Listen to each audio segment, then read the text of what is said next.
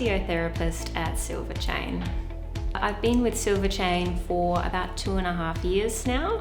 I did actually work before with them and I moved overseas, and when I came back I decided that I wanted to be a part of the Silverchain family again. I studied physio in South Australia, and since then I've worked in lots of different roles in hospital, community, rehab, otherwise, but I keep on coming back to home care because it's where I find I have the biggest impact as a physiotherapist. We do a lot of physical therapy with people, so teaching them how to walk again, how to move, how to be pain-free. But honestly, one of the biggest things that we do is actually communicate and actively listen with people and form a connection with them. So we see a variety of different clients at Silverchain and physios. So we see people from the age of 18 up until 100.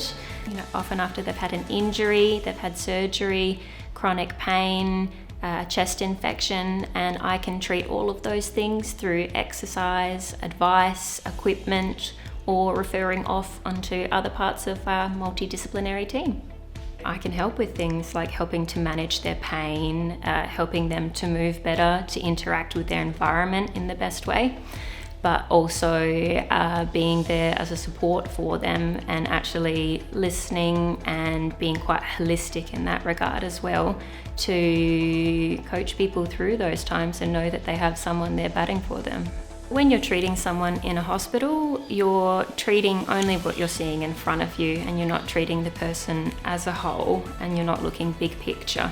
So when you see someone at home, they're more comfortable, you get to see everything around them, and instead of treating someone for their hip pain, I get to look into what caused their hip pain in the first place, and the whole picture, how their family play into it, all of those psychosocial things that go into a treatment of the person more effectively. We see a lot of people in the community that might not get visitors very often otherwise, so people that I wouldn't have seen how their lives was if it wasn't for this job. So we get to go in, say hello to them, sometimes go have a cup of tea or have some biscotti or something like that, and some can make their day and it can make mine as well. It's got a really lovely team there. I know that I've got lots of different disciplines of people that I can tap into. So I can request that the OTs, occupational therapists, help me out, or I can access dietitian, social work. I've got that big network to tap into. And that's really important when you work in the community, because you are often by yourself.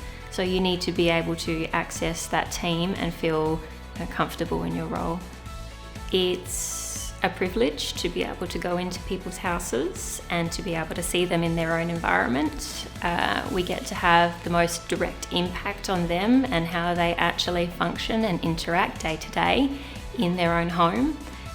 They're more comfortable, and quite honestly, I enjoy being in different environments all day and find it a really interesting and stimulating way to work.